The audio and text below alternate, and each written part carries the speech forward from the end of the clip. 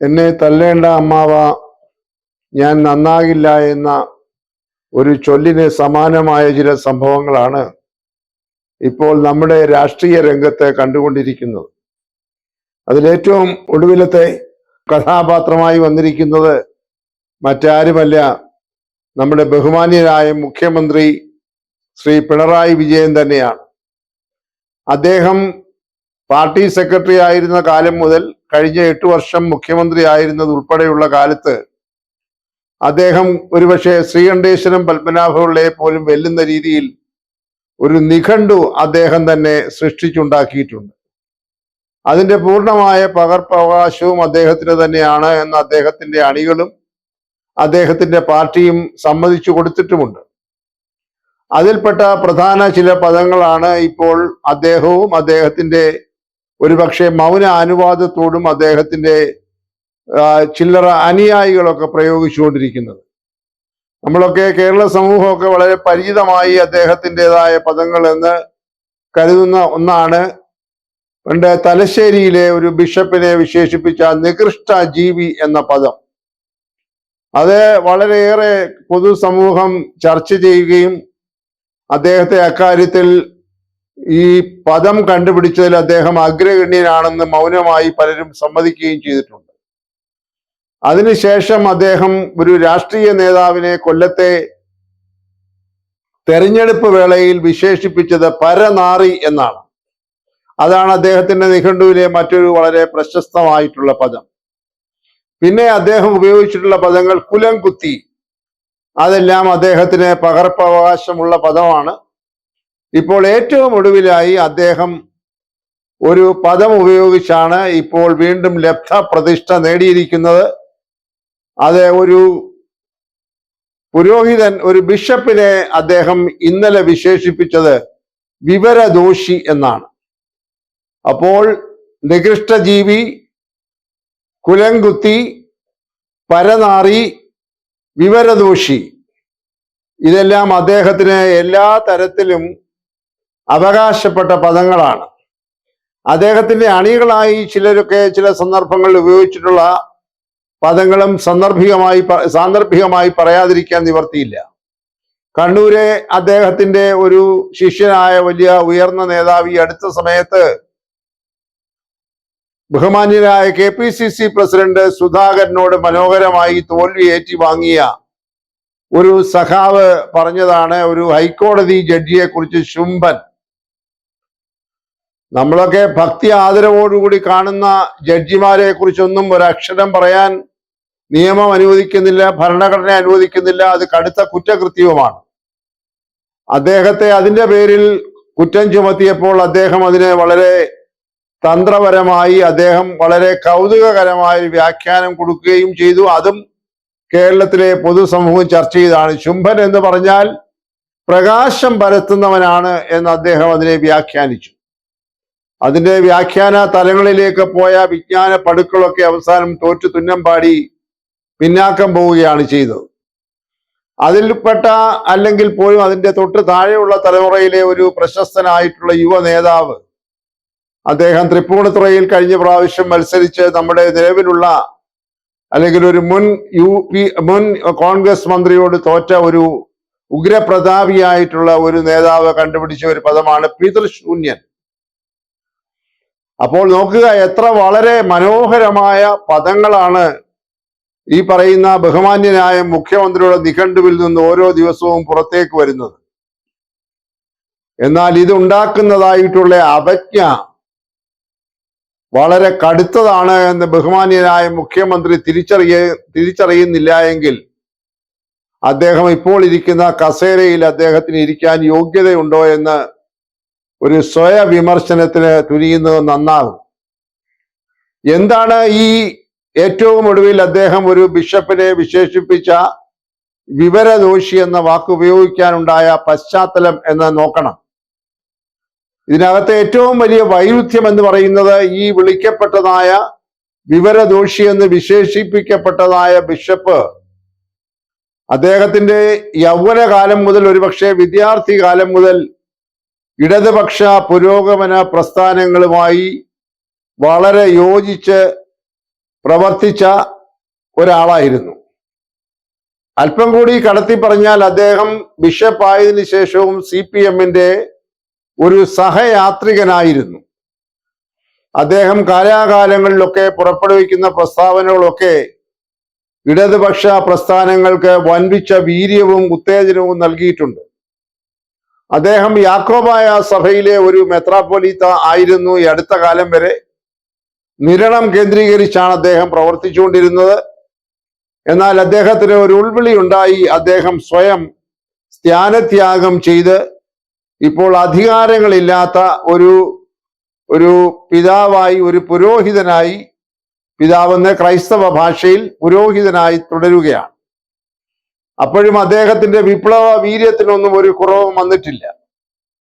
എന്നാൽ അതോടൊപ്പം തന്നെ അദ്ദേഹം ഒരു വലിയ സാമൂഹ്യ വിമർശകനും സാമൂഹ്യ ഉദ്ധാരകനും ഒക്കെ തന്നെയാണ്. അദ്ദേഹത്തിന് ഏറ്റവും ഒടുവിൽ ഈ ഒരു പ്രസ്താവന നടത്തുവാൻ ഉണ്ടായ ഒരു കാരണം ഈ 2 ദിവസങ്ങൾക്ക് മുൻപ് LDF-ന് പാർലമെന്റ് തെരഞ്ഞെടുപ്പിലുണ്ടായ കനത്ത തിരിച്ചടിയാണ്. അതിനെക്കുറിച്ച് ബഹുമാന്യനായ നിരണം യാക്കോബായ ബിഷപ്പ് പറഞ്ഞത്, മുഖ്യമന്ത്രിയുടെ പ്രവർത്തന ശൈലിയും ഗവൺമെന്റിന്റെ കഴിഞ്ഞ 8 വർഷത്തെ കെടുകാര്യസ്ഥതയും കാര്യപ്രാപ്തിയില്ലായ്മയും സ്വജനപക്ഷപാതവും അധികാര ദുർവിനിയോഗവും ധാർഷ്ട്യവും ധൂർത്തും എല്ലാമാണ് ഈ കനത്ത പരാജയത്തിനിട വന്നത് എന്നതാണ്.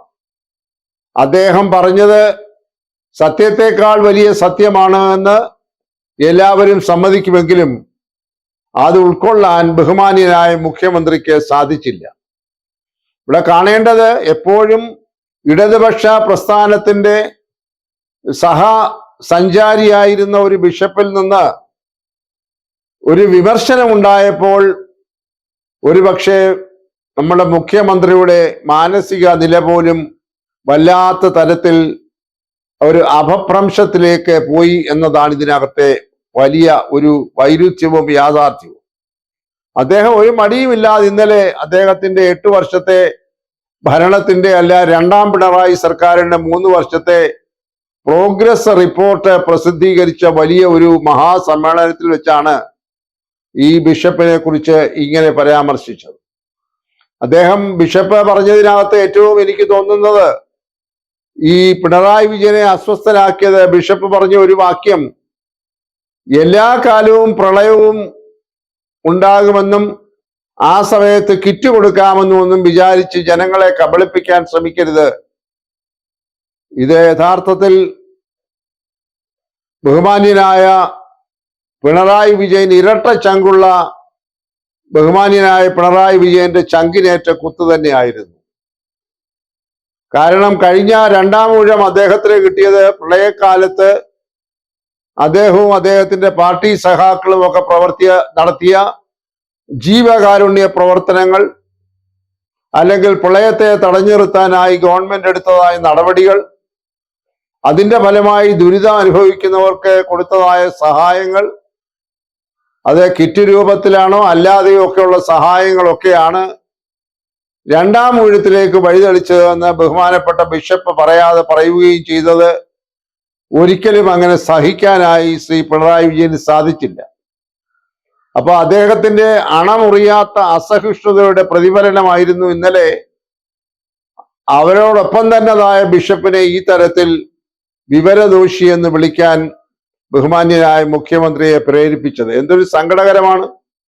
ഒരു സംസ്ഥാന മുഖ്യമന്ത്രി ഒരു ആത്മീയ പിതാവിനെ വിവരദോഷി എന്ന് വിളിക്കുമ്പോൾ അതുണ്ടാക്കുന്ന പ്രത്യാഘാതങ്ങൾ കേരളം പോലെ ഒരു സംസ്ഥാനത്ത് ചെറുതല്ല എന്ന് കാണേണ്ടിയിരിക്കുന്നു. ഇതിനകത്ത് കാണേണ്ടതായ മറ്റു ചില സത്യങ്ങളും കൂടെ നാം വിസ്മരിച്ചു പോകരുത്. ഈ പ്രസ്താവന നടത്തിയതായിട്ടുള്ള യാക്കോബ സഭയിലെ ബിഷപ്പ് യഥാർത്ഥത്തിൽ ക്രൈസ്തവ സമൂഹത്തിലെ മറ്റൊരു സഭയുമായി പലതരത്തിലുള്ള അഭിപ്രായ വ്യത്യാസങ്ങൾ നിലനിൽക്കുന്ന ഒരു പശ്ചാത്തലത്തിലുള്ള ബിഷപ്പ് കൂടിയാണ്. കുറെ കൂടെ പച്ചയായി പറഞ്ഞാൽ കേരളത്തിലെ ഓർത്തഡോക്സ് സഭയും യാക്കോബായ സഭയും തമ്മിൽ പരമ്പരാഗതമായി കേസിലും വഴക്കിലും ഒക്കെ പെട്ട് തർക്കത്തിലാണ്. ഇന്നും ആർക്കും ഒരിക്കലും പരിഹരിക്കാനാവാത്ത വിധത്തിലുള്ള തർക്കങ്ങൾ ഈ രണ്ട് പ്രബല സഭകൾ തമ്മിൽ നിലനിൽക്കുകയാണ്. സുപ്രീം കോടതി പോലും ഇത് സംബന്ധിച്ച് പുറപ്പെടുവിച്ച ഉത്തരവുകൾ ഫലപ്രദമായി കാര്യക്ഷമമായി നടപ്പാക്കാത്തതിന്റെ പേരിലാണ് ഈ തർക്കങ്ങൾ അവസാനിക്കാതെ നിൽക്കുന്നത് എന്ന് ചിന്തിക്കുന്ന ഒരു വിഭാഗം ഈ രണ്ട് കൂട്ടത്തിൽ ഒരു ഭാഗത്തിനുണ്ട്. അതിന്റെ ഒരു വിമർശനങ്ങളൊക്കെ ഇടയ്ക്കിടയ്ക്ക് ഉണ്ടാകാറുണ്ട്.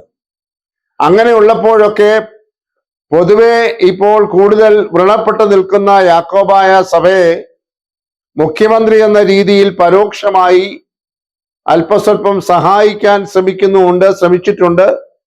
അതുകൊണ്ടാണ് ഈ പ്രശ്നങ്ങൾ അന്തിമമായി പരിഹരിക്കപ്പെടാതെ അവശേഷിക്കുന്നത്. കോടതി ഉത്തരവ് ആക്ഷരികമായി സർക്കാർ നടപ്പാക്കാൻ ബാധ്യസ്ഥമാണെങ്കിലും അത് നടപ്പാക്കുന്നതിൽ ചെറിയ ഉദാസീനതയും അല്ലെങ്കിൽ ഒരു തരത്തിലുള്ള മൗനവും ഒക്കെ മറുവിഭാഗത്തിൽ നിന്ന് വലിയ വിമർശനങ്ങൾക്ക് വഴിയൊരുക്കിയിട്ടുണ്ട്. ഇപ്പോഴും ആ പ്രശ്നങ്ങളായി തന്നെ നിൽക്കുകയാണ്. ഏത് നിമിഷവും ആ പ്രശ്നങ്ങൾക്ക് ഗുരുതരമായിട്ടുള്ള പ്രത്യാഘാതങ്ങൾ ഇനിയും ഉണ്ടാക്കാൻ സാധിക്കും. അതെല്ലാം സംയമനം പാലിച്ചുകൊണ്ട് ഇപ്പോൾ ഇരു സഭാവിഭാഗങ്ങളും താൽക്കാലികമായി നിൽക്കുന്നതേ ഉള്ളൂ. പ്രശ്നങ്ങളായി തന്നെ അവശേഷിക്കുകയാണ്. പരിഹാരമുണ്ടായിട്ടില്ല. അപ്പോൾ അങ്ങനെയുള്ള ഒരു പരിസരത്ത് സർക്കാരിനോടൊപ്പം നിൽക്കുകയും സർക്കാരിൽ നിന്ന് ഒരു തരത്തിൽ സംരക്ഷണം ലഭിക്കുകയും ചെയ്തുകൊണ്ടിരുന്ന ഒരു സഭാവിഭാഗത്തിന്റെ ബിഷപ്പാണ് ഈ മുഖ്യമന്ത്രിയുടെ ഭരണത്തെക്കുറിച്ചും ഗവൺമെന്റിനെ കുറിച്ചും വളരെ ശക്തമായി വിമർശിച്ച് മുന്നോട്ട് വന്നത്. അപ്പോൾ പഴയതെല്ലാം മറന്നുകൊണ്ടാണ് ബഹുമാന്യനായ മുഖ്യമന്ത്രി, വ്രണിത ഹൃദയനായ മുഖ്യമന്ത്രി ഇത്രയും കടുത്ത പദത്തിലൂടെ ഈ ബിഷപ്പിനെ അധിക്ഷേപിക്കാൻ ശ്രമിച്ചത്. കേരളത്തിലെ ക്രൈസ്തവ സഭകളുടെ കൂട്ടായ്മ സംഘടനകളൊക്കെ ഇതിൽ ശക്തമായ പ്രതിഷേധവുമായി രംഗത്ത് വന്നിട്ടുണ്ട്. ഈ പദപ്രയോഗം പിൻവലിക്കണമെന്ന് ആവശ്യപ്പെട്ടുകൊണ്ട് സിറോ മലബാർ സഭയുടെ മുൻ വക്താക്കളൊക്കെ രംഗത്ത് വന്നിട്ടുണ്ട്. അവരുടെ പ്രസിദ്ധീകരണങ്ങളിലൊക്കെ അത് സംബന്ധിച്ചുള്ള പരാമർശങ്ങൾ വന്നു കഴിഞ്ഞു. ഏതായാലും ഇത് ഒരു കാരണവശാലും അംഗീകരിക്കാവുന്ന ഒരു നടപടിയല്ല. ഒരു മുഖ്യമന്ത്രിയുടെ നാവിൽ നിന്ന് ഇത്തരം പ്രയോഗങ്ങൾ വരാൻ പാടില്ല. അതുകൊണ്ടാണ് തുടക്കത്തിൽ പറഞ്ഞത്, ഇത്രയുമെല്ലാം പലതരത്തിൽ പല വഴിയിൽ നിന്ന് പ്രതികരണങ്ങൾ ഉണ്ടായിട്ടും തിരുത്താനായിട്ടുള്ള ഒരു ആത്മാർത്ഥമായ ശ്രമം ബഹുമാനപ്പെട്ട മുഖ്യമന്ത്രിയിൽ നിന്ന് കഴിഞ്ഞ കുറെ നാളുകളായി ഉണ്ടാകുന്നില്ല എന്നതാണ് എല്ലാവരെയും അമ്പരപ്പിക്കുന്നത്. വർഷങ്ങൾക്ക് മുൻപ് നികൃഷ്ട ജീവി എന്നും കുലംകുത്തി എന്നും പരനാറി എന്നും ഒക്കെ അദ്ദേഹം പ്രധാനപ്പെട്ട ആളുകളെ, മത നേതാക്കന്മാരെയും രാഷ്ട്രീയ നേതാക്കന്മാരെയും വിളിച്ചപ്പോഴൊക്കെ ഇതുപോലെ സമൂഹം പ്രതികരിച്ചതാണ്. ഒരു മുഖ്യമന്ത്രി സ്ഥാനത്തിരിക്കുന്ന ആളാകട്ടെ, ഒരു പാർട്ടി സെക്രട്ടറി ആകട്ടെ, ഇത്തരം പദങ്ങൾ എതിരാളികളെ കുറിച്ച് വിശേഷിപ്പിക്കാൻ ഉപയോഗിക്കുന്നത് ശരിയല്ല എന്ന് സാംസ്കാരിക നേതാക്കന്മാർ, മത നേതാക്കന്മാർ, രാഷ്ട്രീയ നേതാക്കന്മാർ, വിദ്യാഭ്യാസ വിചക്ഷണന്മാർ എന്നിവരെല്ലാം അഭിപ്രായപ്പെട്ടിട്ടുള്ളതാണ്. അതുകൊണ്ടാണ് ഞാൻ തുടക്കത്തിൽ പറഞ്ഞത്, എന്നെ തല്ലേണ്ട അമ്മാവ, ഞാൻ നന്നാവില്ല എന്ന ഒരു നിലപാടാണ് ബഹുമാന്യനായ മുഖ്യമന്ത്രി സ്വീകരിച്ചത് എന്ന് തോന്നിയാൽ അങ്ങനെ തോന്നുന്നവരെ കുറ്റപ്പെടുത്താനായി സാധ്യമല്ല. മതസൗഹാർദ്ദത്തിന് പ്രശസ്തിയുള്ള ദൈവത്തിന്റെ നാട് ആരെയും അധിക്ഷേപിക്കാതെ, ആരെയും ആക്ഷേപിക്കാതെ, ചീത്തയായ പദങ്ങൾ ഉപയോഗിച്ചുകൊണ്ട് എതിരാളികളെ കീഴ്പ്പെടുത്താമെന്നുള്ള വിചാരത്തല്ലാതെ മുന്നോട്ട് പോകാൻ നേതൃസ്ഥാനത്തിരിക്കുന്നവർ എല്ലാവരും തയ്യാറാകുന്നെങ്കിൽ രാഷ്ട്രീയത്തിൽ മാത്രമല്ല സമൂഹത്തിലെ എല്ലാ മേഖലകളിലും നേതൃത്വം കൊടുക്കുന്ന ആളുകൾ അതിന് തയ്യാറാകണമെന്നാണ് ഈ സമയത്ത് ഇപ്പോൾ ചർച്ച ചെയ്യപ്പെട്ടുകൊണ്ടിരിക്കുന്ന വിഷയത്തിന്റെ പശ്ചാത്തലത്തിൽ ബന്ധപ്പെട്ടവരെ അനുസ്മരിപ്പിക്കാനുള്ളത്.